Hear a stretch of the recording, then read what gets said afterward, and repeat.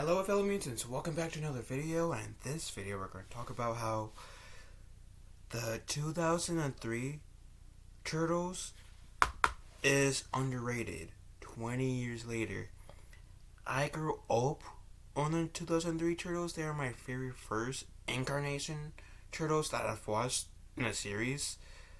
Like I said, it's the first Ninja Turtle series that It's the first Ninja Turtle series I've watched when they were new and in completion as well. So, the 2003 Turtles was the one that really captured my love for the Turtles. Even though I watched the original trilogy, movies, and they were cool. But the 2003 series was, I feel like it's the one that helped ingrain my love for the Ninja Turtles. And as you guys may know, because I've said this multiple times on my channel, I was introduced to the Ninja Turtles since I was 2, 3, or 4 at a pretty young age by my sister. I have no regrets. Ninja Turtles has been part of my life since practically forever. And I'm 26 at the moment, and I have no regrets loving the Turtles. They are amazing. Anyways, let's read. Like many, I grew up on the 1987 Teenage Mutant Ninja Turtle cartoon, and forever changed by its awesomeness, made into a lifelong fan. I am currently watching the 1987 cartoon. I wish I was around when that was being made, because oh my god, it would have been great to see them while they were new. And granted that it did end the year I was born, because it was the 1987, the 1980s Turtles started in 1987, being the year my sister was born, right? And then it ended 8 years later in 1996. I so wish that I could have watched them, because from what I've seen, which I don't really remember what episode, season I'm on, I just got done with the whole Planet of the Turtles arc in the 80s cartoon. So if you guys know what season that is, great, let me know. But I'm still loving the 1980s cartoon. It's great. If you guys can watch that, highly recommend. Highly recommend. For the most in this position, however, it came tough to look past that version of the characters. No matter how silly or different it became as the season stacked up. That means a lot of people, even who love the Turtles, overlooked an excellent entry in the franchise. Some claim it could be the best iteration of the ideas found in the first comic run, and may have even exceeded the original in some ways, whether we like to admit it or not. One of the reasons that 2003 TMNT had such a pre-degree was because of who was working on it behind the scenes. Peter Lord, one of the original creators of the characters with Kevin Eastman and Ross Comics, worked closely with 4Kids Entertainment to help make sure the show could entertain viewers of all ages and strengthen the brand. Lord supposedly read every episode draft, as well as approved the majority of character designs and changes for the show. Many stories, characters, and even some individual scenes are taken directly from the original source material, even if it's toned down somewhat, helping to give this new incarnation some of its acclaimed material. The general premise is basically intact with the Green Machines themselves, but many of those other characters' backstories have been adjusted and brought back closer to the comics. Smasher Splinter, for example, is no longer Hamato Yoshi himself, but an adopted pet rat. While April O'Neil works as a lab assistant for Baxter Stockman instead of being the yellow clad reporter many know. The Shredder has undergone the most change here, but unlike the source material, this version of film was meant to last for a while and remain a more constant threat instead of a joke or a fodder to be killed off. Let's be real, the Shredder got killed off like multiple times. I got brought back multiple times. Got to the point where even my I was okay with it, but my more okay with it, but my brother was annoyed with it. Like he thought that I was stupid. And looking back, I can see where you would find that stupid because they killed him off, only to bring back him like multiple times, and you can only do that for so long without annoying your fan base.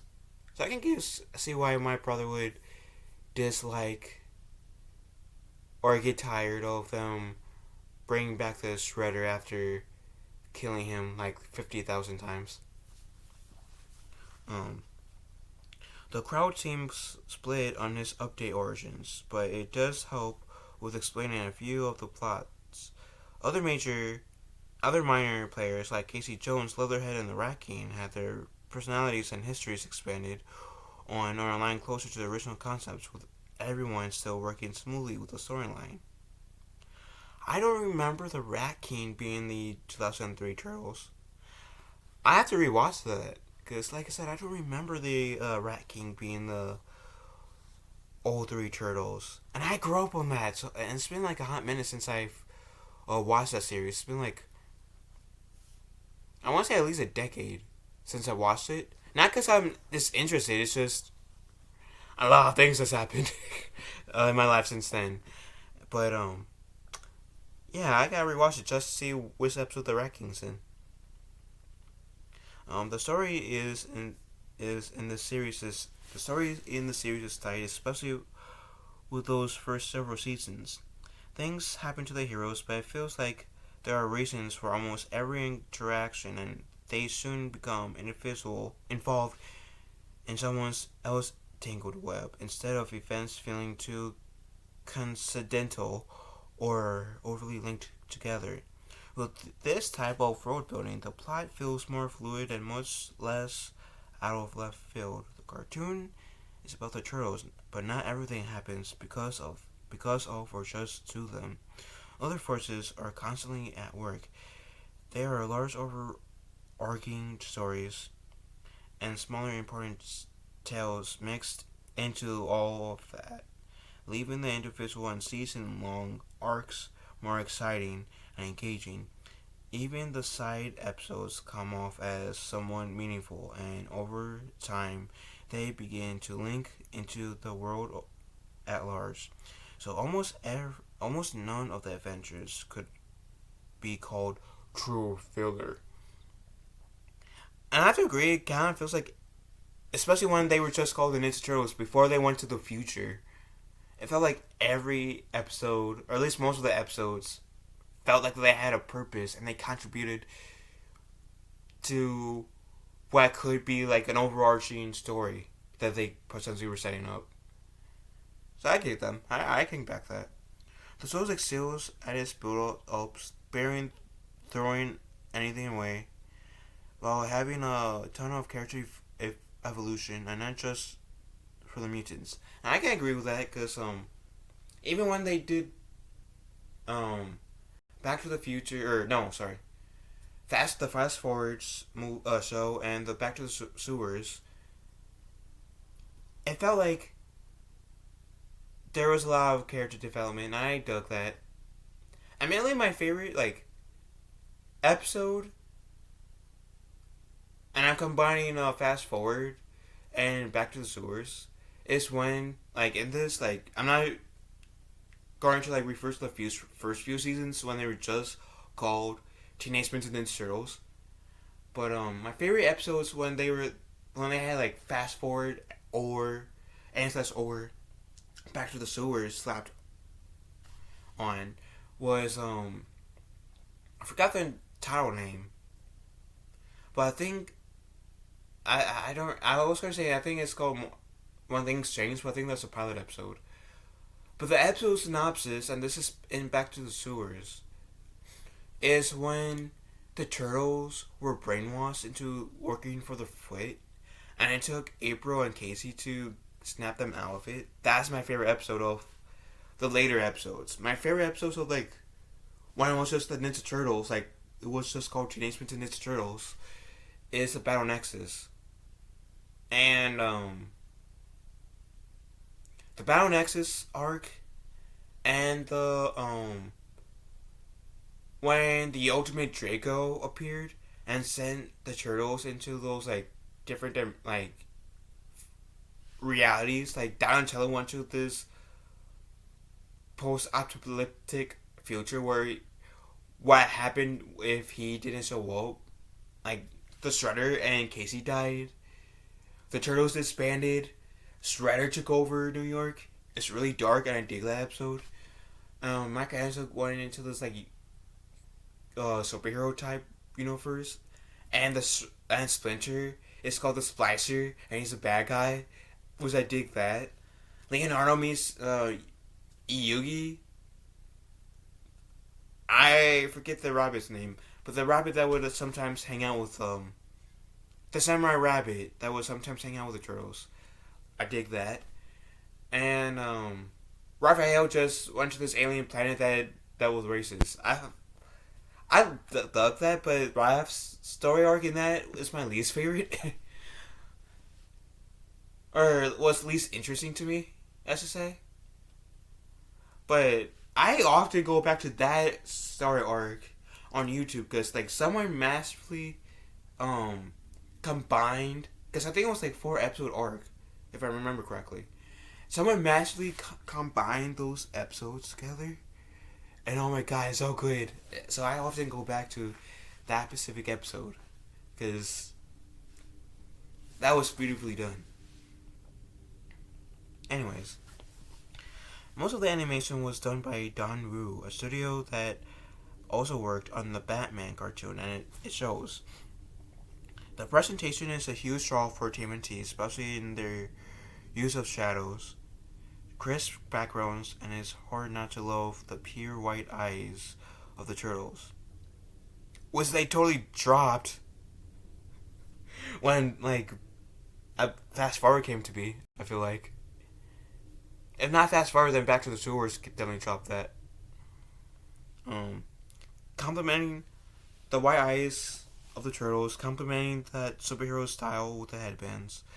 There are a few small aesthetic changes that don't continue past the first few episodes, but nothing major.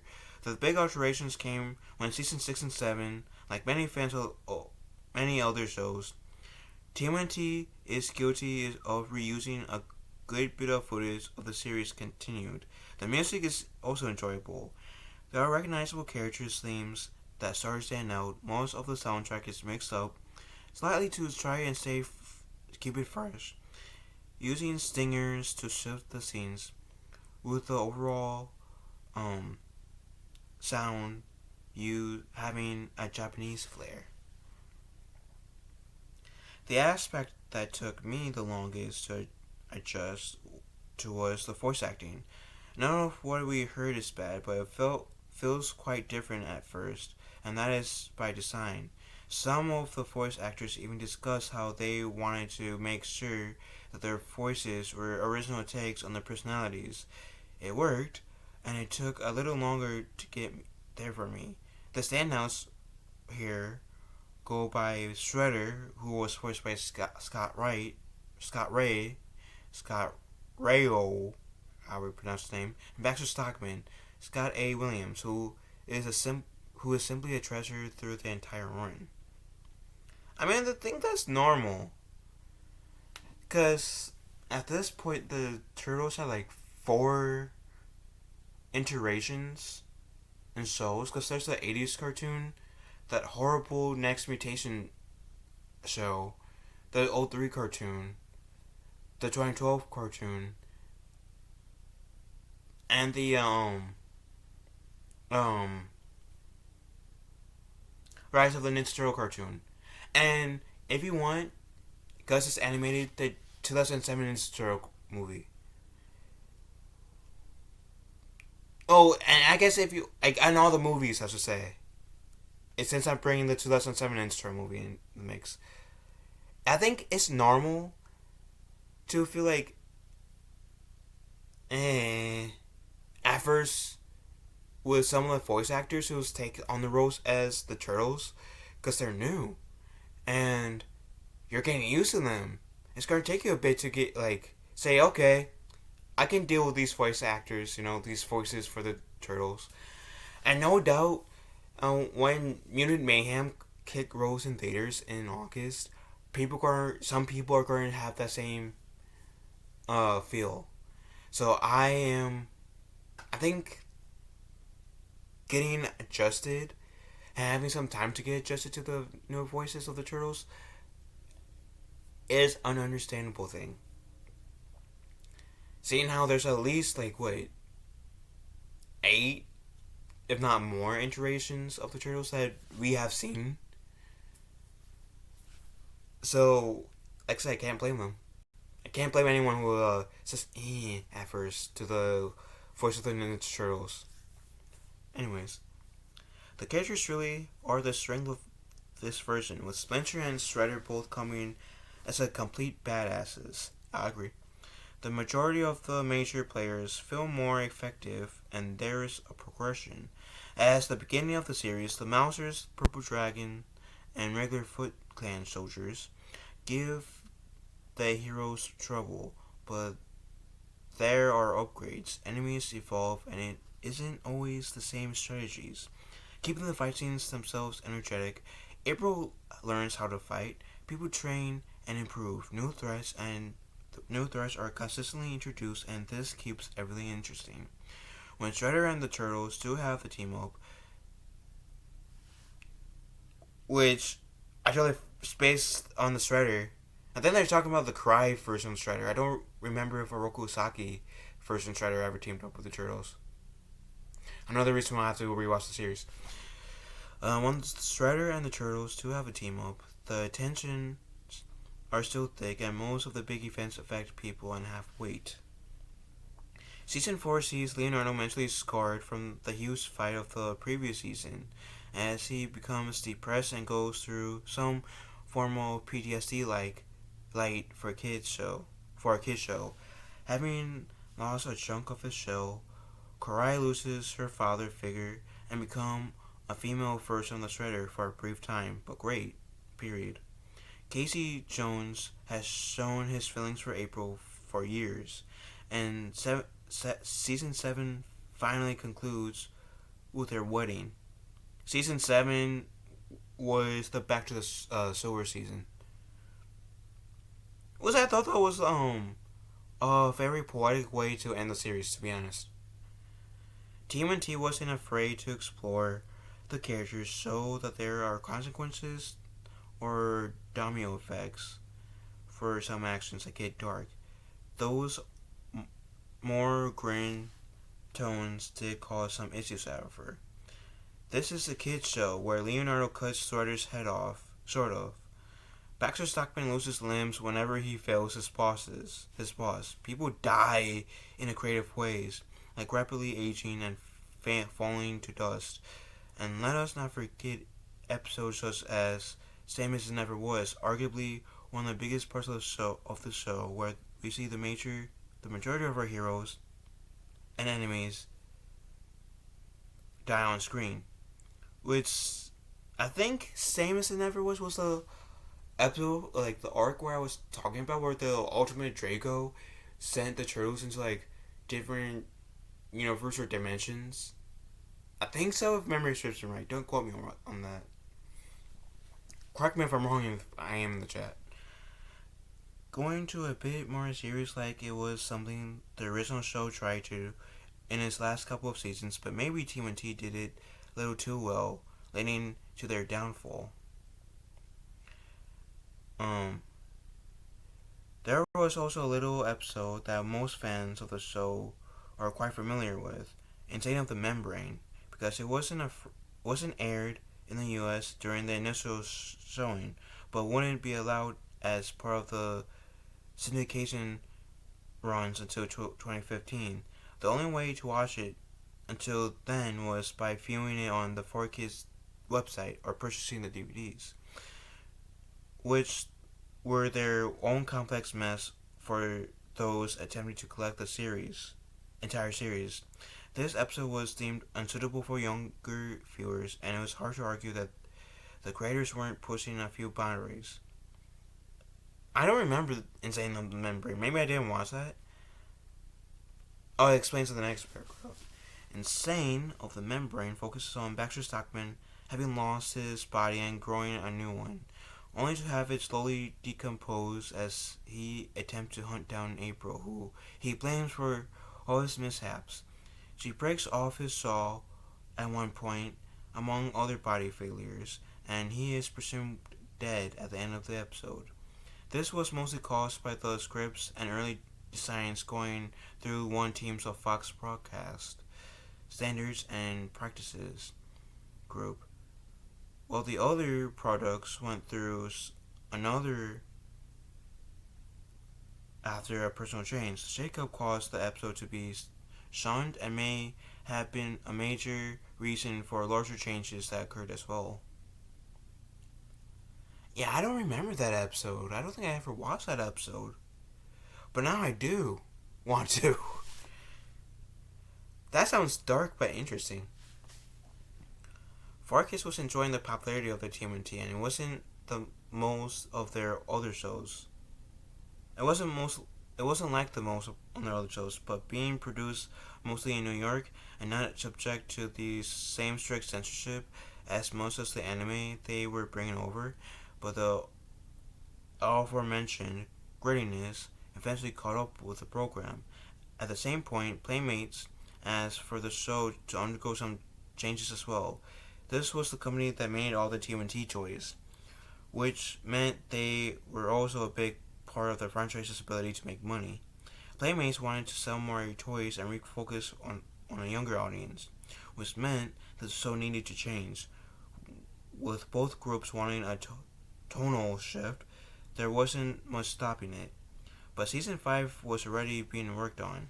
Was season 5 the fast forward one? I can't remember. I think it was. It rumored that season 5 was originally going to wrap up this series and bring a close for the overarching adventure for the Turtles, but after the finale of season 4, the following follow-up didn't come. Not for some time. The wait would eventually be over as Fox started to promote the lost episode 12 new installment known as the Ninja Tribunal arc. That was a really amazing arc. There were supposed to be 13 episodes originally, but an origin story centered around Hun being a Siamese twin with a character known as Garbage Man was canned early in the development, as BS&P didn't feel like it was appropriate for children, with a couple of the scenes apparently showing a baby being thrown away and the villain falling to his death in the vats of acid. Didn't we get like Joker falling into the vats of acid in the Batman? Why was that not deemed like I can't see the baby bit, but the acid bit? Come on, man.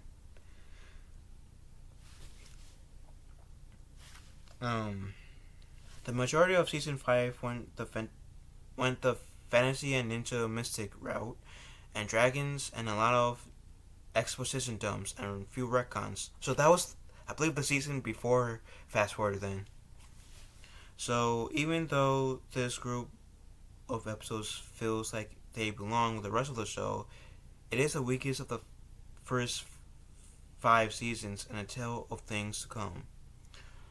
With aired as the 5th season was Fast Forward. Oh, okay, so season 5 was Fast Forward. Okay.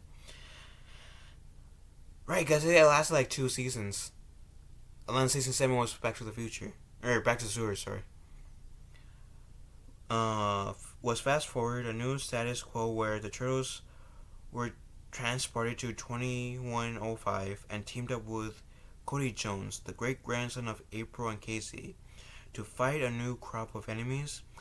There are some creative ideas mixed in here, but also many menders since they were originally planned to do 2 seasons, but was cut down to 1. And fans received another shift in the run, Back to the Sewers. Oh, really? I thought it was like 2 seasons Back to Sewers, 2 seasons of Fast Forward, 1 season of Back to Sewers.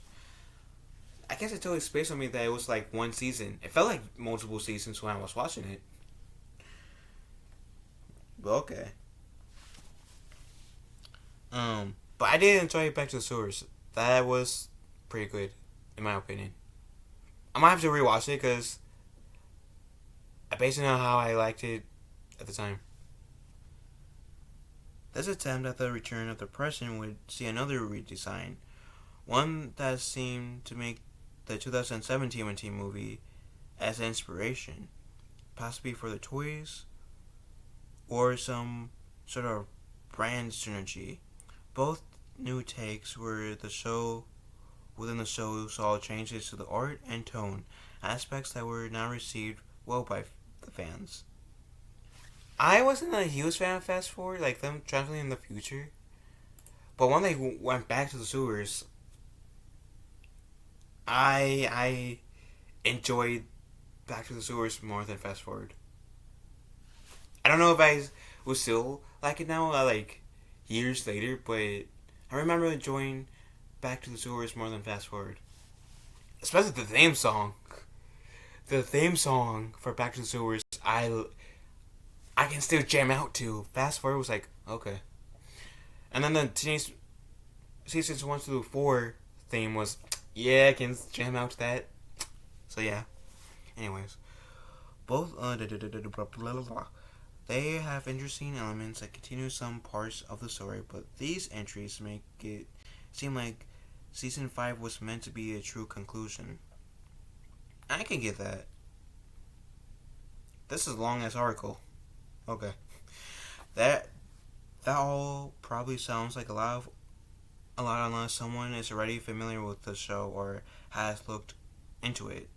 I grew up on it, so I know I've seen like at least most of the episodes. Without the one episode that they scrapped, I've seen all the episodes. I feel like there was one more adventure that for the 2003 TMNT. However, Turtles Forever, which I own that movie, which at first I dogged on the use of the 1980s Turtles, but after watching the 1980s Turtles, so as a solo run, I recently watched it and I can appreciate how they used the 80s Turtles in the movie. I just wish they were a bit more serious still. And then they actually used the 80s theme when they went to the 80s dimension, if that makes sense. Outside of that, I have no complaints about the movie. The movie was near perfect for me. It's a production that deserves its own article, but needless to say, it brings the current Turtles in 2003 in contact with the 87 cartoon versions and even the comic book originals, which was awesome. I have to admit, there's a scene where the Shredder shows the Turtles different versions of themselves. At this point, the Turtles and Splinter were trapped in the Technodrome, and we saw different versions of the Turtles, and I so love that part, and still to this day, that part is my favorite. I also have the ending when they had this like Kevin Eastman, Peter Lorre talking about how they hope the Turtles sell and how they want to go out for pizza. Awesome. That's my other favorite part. Da-da-da-da. Peter Lord may not have liked the original show, but it's easy to tell those involved here were trying to pay homage to everything that came before them in the best way possible. The TNT show has tons of references to the 1987 run, so this isn't hard to believe. Sadly, right issues and not being able to get the original voice actors really hurt this effort. Which, yeah, sadly, like I couldn't deal with like the potentially like the voice actors a bit more. Just I feel like I was like um they used an '80s theme song when they went back to the '80s cartoon, and hopefully if they do a special edition to Turtles Forever, have us like extended cut, like having all the deleted scenes in the movie, they will allow us fans to hear the '80s theme as well. Because I think at least once, because I think that would be important. Because I think that's like my biggest frustration, and I understand it's like right issues. Just wish we heard the '80s theme. Just saying, just saying. Turtles Forever is worth a watch, which I totally agree. And it's hard to hate on a movie that does so much with the source material that was relatively meant to be as a spoof. And yeah, despite like the negative side I just said, yeah, I agree. Turtles Forever is worth a watch because I feel like it honors everything in Ninja Turtles that came before came was Ninja Turtles at the time. Really dug that, and doesn't even make and it ignores the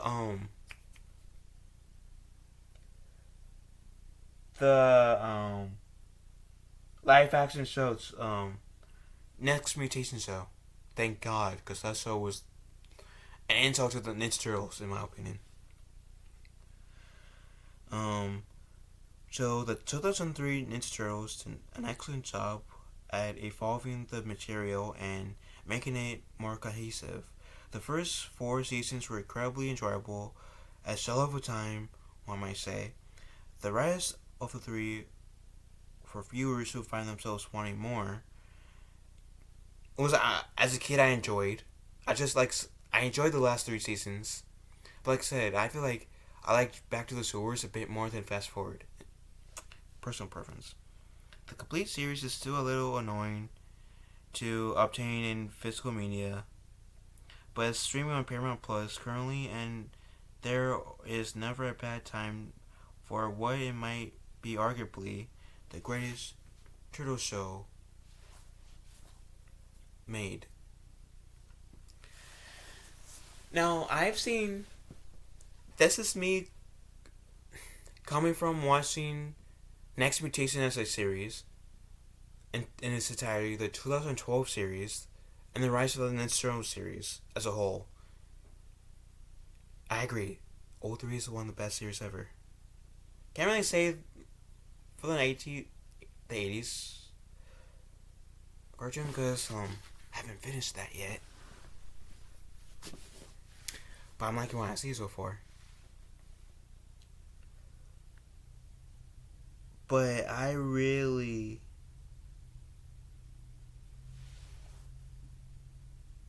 enjoyed the 2003 Turtles. This just makes me want to watch them again. Because I have access to. I have access to watching the Turtles again. So maybe that's what I'll do. Who knows? Who knows? What do you guys think? Let me know in the comment section down below. Love you guys. One every day, be kind to one another, and as cheesy as this might sound, turtle power.